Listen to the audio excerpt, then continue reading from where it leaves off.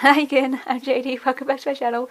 Yeah, my camera cut off right in the middle of me saying thank you to my Secret Santa, and thank you to Bonnie and to Wendy and to Deb. I just really wanted to make sure I did thank you, and I just wanted you to all know I do absolutely love what you have sent me, and all four of you, whoever you are, who knows. Yeah, I appreciate all of you who were part of this in whatever role that you played in this. Yes. Also, thing is, I have got another video coming up, and I'll just share it straight away with this one, because yeah, I am. You heard me say in the previous video, when I'm tired, I tend to just talk without thinking, which is a welcome change for me, because I tend to think very carefully before I speak. Well, usually anyway. Because yeah, I am such a structured, cautious, careful person. That's my nature. And so when it's just me tired, it's kind of like I let my guard down a bit, and yeah, I find it therapeutic. Kind of like writing, I suppose. Same way in writing, I can just let loose because no one's going to hear me. I can just write whatever. And my filter disappears when I'm tired a little bit. So I thought I would just keep rolling with the chatty videos. And quite a few of you said in previous videos that when I was talking about chatting and everything, how... yeah, I'm going to blank out though a few times as well because I am tired. I lose my train of thought. How, yeah, you do like hearing me chat and keep on talking. So, alright, I'm going to keep talking. And I guess I just got to be, not worry so much about how I talk and trying to be like Gail, I suppose, or try to be like these other people on YouTube who just seem such naturals at talking as they create, and just in the videos talking about themselves and their day and everything, and just to do whatever I do and not plan it or anything, just see what comes out, and that's me. And thank you for all your encouraging comments with that. Just, the reminder, just do you. Don't worry about what other people do on YouTube. Just do you. So, in this video, what I wanted to chat about is some books, some childhood books, some of my favourites. Kind of in the vein of what I was talking about in the last video, some of my favourite movies. Well, I don't actually have too many of my favourite books from childhood because, yeah, when I moved, I got rid of them. Like, they all went to the op shop. So these ones, though, that I kept, obviously mean so much to me. These are the ones that I will never part with and will never become a junk journal. And it's kind of sad now that I'm looking at it because there's only 2, 4, 6, 8. And I read and read and read and read as a kid. It's one of the things that books for me, out of anything that means anything to me, is right up there at the top. Even more than movies, books are my thing.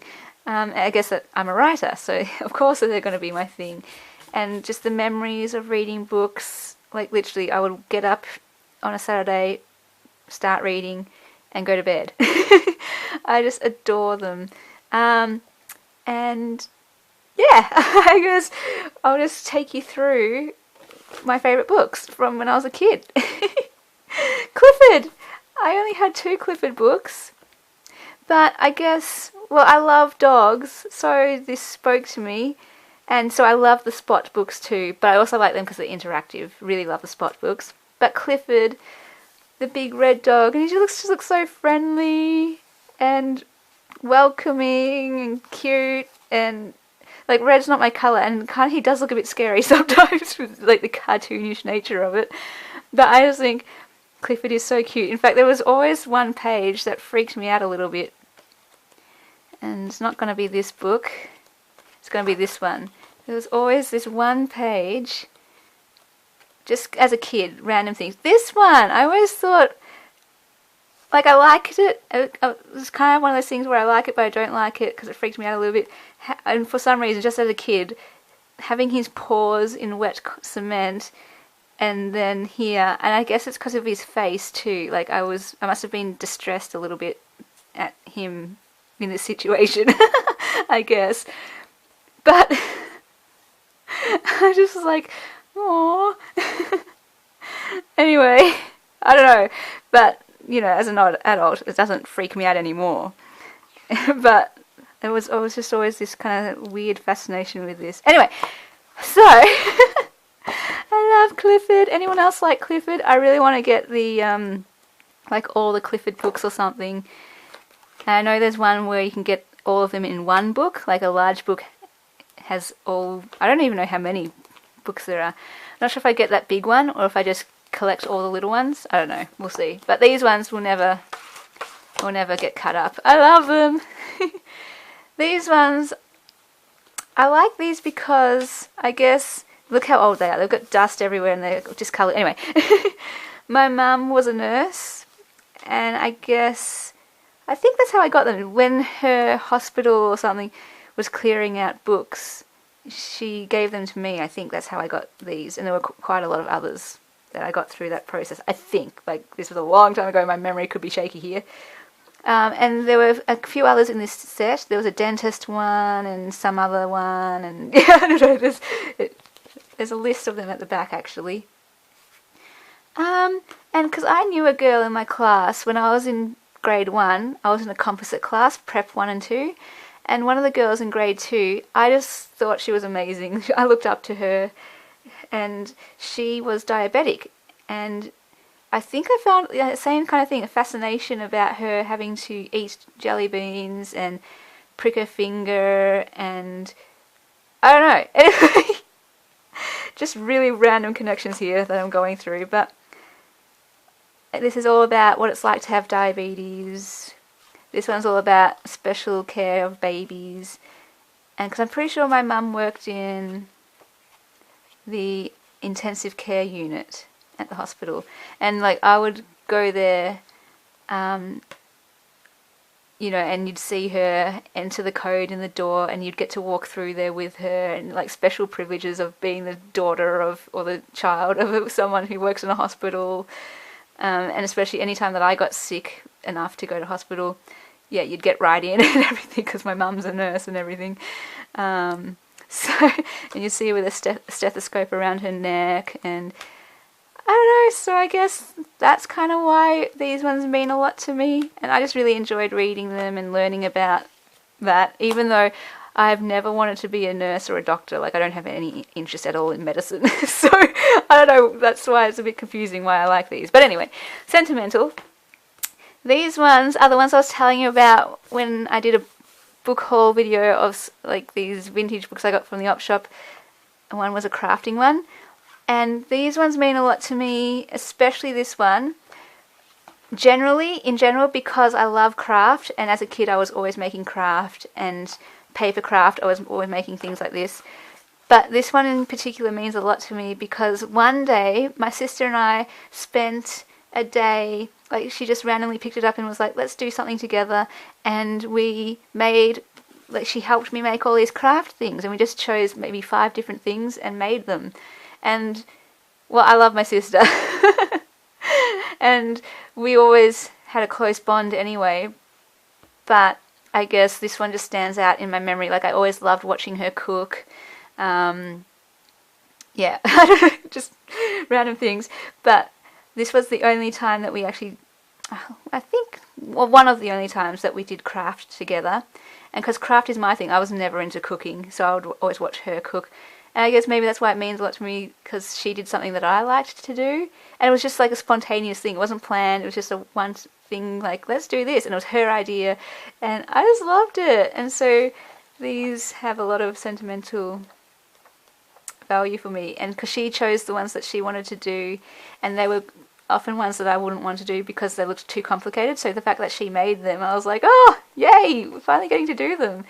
And you can see I cut out some pieces because that's what I do as a kid and even as an adult. I would cut out pictures from books. This one more so. I made quite a lot of stuff with this book as well. I made pinwheels. I tried making that thing there. And also when I babysat, I wanted to be known as that person who was the crafty lady and the creative lady and the book lady. So I would bring a kit, it was just a bag, full of these books, some craft supplies, some books and some movies. And that's what we'd do while I babysat. And so, yeah, I've done this with some people, or some of the kids that I babysat. This was a while ago. I haven't babysat in a long time. And then here is... yeah, me cutting out things. I don't know, this was when I was a kid, I cut them out. Yeah, look. Yes. A bit of a shame, because as an adult you kind of want them pristine, and I suppose... oh, I love that one too. The lanterns! See, the lanterns, that's what I was talking about. And the paper beads! And the paper chain, where is it? I don't know, but anyway. So fun! So, I feel like, yeah, I don't ever want to cut these up. Well, more, to make a journal out of them. Maybe I'll photocopy them one day and I can put them in a journal because that would be kind of meaningful. But maybe I will. I don't know, because I don't think I'd ever use it again. Like, I don't babysit anymore. I don't do kids' church anymore. So I kind of know the crafts I want to do. You can always look it up online, so you don't need it. I don't know. I don't know. I am a book chopper person, and if it's going to be meaningful to me in a journal, I may do it. And because these aren't storybooks. The storybooks I would never... nah, these are never going in a journal. But what I will do is if I can find them at the op shop, then I'll get them so I can put them in a journal. Now these two I saved to last because these are my all-time favourites. These ones would have been the equivalent of The Land Before Time and Lady and the Tramp, and being banned from them. I mentioned in the previous video that my dad banned me from hiring those videos because I got them every single week. But these were the ones that I read over and over. And my mum, so she would read to me when I was little, and she would let me pick a book, and always these two. And, you know, sometimes she'd be like, oh no, not again. She'd be thinking. But yeah, I just loved it. And she'd read them to me, and then eventually I would read them to her. And at the start I would stumble over the bigger words and everything. But anyway, this one, The Three Little Kittens. It's adorable. Oh, it's just so cute. And I've never seen a book the same one as this. I know The Three Little Kittens is a story and it's in other formats. But this one, I think what I loved about it is I just fell in love with the images. Aww. And the three little kittens. Daisy, Brownie and Smokey. And because that gets me, as a category person, I could look at that picture as a kid all day and be like, oh, so Daisy's got the yellow one, and Daisy is white, and Daisy wears purple. And, well, Brownie is brown, and he's got blue string, or wool. And Smokey's grey, and he's got pink. Like, that would fascinate me, and I would look at that and memorize that and work out, as an artist as well, okay, this is random, but I would look at this picture and just be like, how does that work? Like, why am I drawn to that? What's the appeal? And I love the fact that each one has a different colour and has a different colour here and there and there. I love that level of detail. Maybe that's why I do it in my own journals, and everything has a different colour. I don't know if anyone will understand that, but that really got me. And so throughout I'll be always looking at and noticing what colours they were and the different clothes they were wearing. And this one, like, he's wearing blue, she's wearing pink, and then I would cross-reference. I would look back and see, oh, so he always wears that colour, does he? Oh, yeah, Brownie, yeah, he's wearing blue. And Daisy, well, she's more pinks and purples. And then this one would bug me. I'll be like, wait a second, that one doesn't match up. And that's what I would do. I would look at throughout the book, and I would look at even the mitten colours and be like, oh, okay, so Daisy, pink. Yeah, Smokey, he did not match up right. He should not have yellow Yellow mittens. He should have green mittens. Thank you very much. But anyway, does that make sense? Like that's... I just really loved it. Oh, I love this cute picture. It's so cute. Look at them drinking. Oh my gosh. Oh, look at them. They're so cute with their tongues out in the bowls of milk. Yeah, see? Oh. And then here again, I'll be like, yeah, the matching of the colours. And okay, he's got yellow boots, he's got blue, and she's got red. But he should really not have blue boots because that's his colour of jammies. So he should have, I don't know, purple boots. Anyway, and it's just a really sweet story too. And cute, look at that, they're so cute. And it's so cute to look at them. Aww. And they want to please their mum because, oh, so cute. And then this one, I love this, pitter patter, pitter patter. I got mum to repeat that part because I just love the sound of it and the sound of words. And again, I guess that's why I love writing and everything, and just the sound of words and how a story can... Oh, it was a poem originally. Okay, gotcha. How a book can transport you. Anyway, and then this is my all-time favourite, the big one. And this is the one I mentioned in that previous Happy Mail video about the medieval Gothic style of book. And this one just enchants me. Fantasy is my favourite genre in movies and in fiction writing. Because it's just that imaginative world that leaves me in awe. And so I guess that's what this book is. It's a fantasy, and also it's princess and royal and the beautiful gowns and the crowns. And look at that. Okay, just look at these borders and the level of detail and just the beautiful images. And there's a dog as well. And oh my gosh, it's just beautiful. And look, there's peacocks and the borders, and just these illustrations are stunning. I would pore over these images and just, again, analyze them and be like, okay, so there's this princess here and she's in red, and this one's in green, and Princess Leora is in maroon. And just look at this and the invitation writing and all these details. And the dog and the horses with these beautiful... Oh, and like, he's up there and... Oh, the monkey and okay, it's just all the detail, so I just want to share my love of this book with you. I don't know if anyone at all will be interested, but like, look at how they drew that globe, that orb, crystal ball. It's amazing.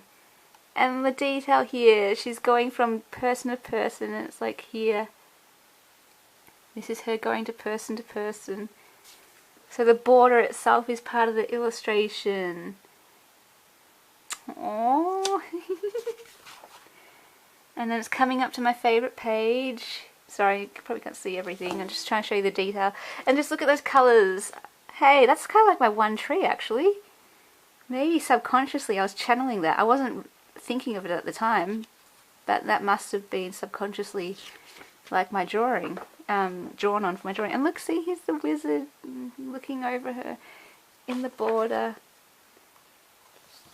There it is. So pretty. I love that picture. So yeah, the story is really sweet too. Just really sweet. And oh dear. Look at that. Just that detail and the border. Oh my gosh, so cool. And then yeah, here's where I'll do that thing again. So there she is in maroon, this one's in pink, red, green, and here they are again. I just love looking at them because of the crowns and their dresses. And that's the book. So yeah, that picture there. Well, that's the cover. Oh no, it's not the cover. Why did I think the cover? Oh yes, that's right. I actually did see this book in an op shop, and I didn't buy it because I wasn't actually into junk journaling at the time. Like, I think I was right at the very beginning stage and didn't know you could kind of do all these different styles of junk journal. But I'm planning, if I ever see it again, and I might even just look it up online and get it, that's my cover image, that one of that amazing balloon tree. See, I'm already planning the journal, because I want to make a journal with this. Well, not this. This one will never ever go into a journal. But I'm getting the book. So, can you see why I love it so much? Oh man. Okay, alright. I will stop looking at it and move on to other things. Anyway, so that's a trip down memory lane for me. Let me know what books really touch your heart, and if there's any books that you would never ever throw out, or a book that you would love to make into a journal. I don't know. Let me know. I would love to hear, because I love books so much, and just that sentimentality and the stories behind them and everything. So yeah. I'm trying to get them all in frame, but I don't want to cover up the balloon tree. Hang on. Alright, there we go. Look at them all. Oh, this is so my history and my love. Anyway, I will see you guys in the next video. Bye.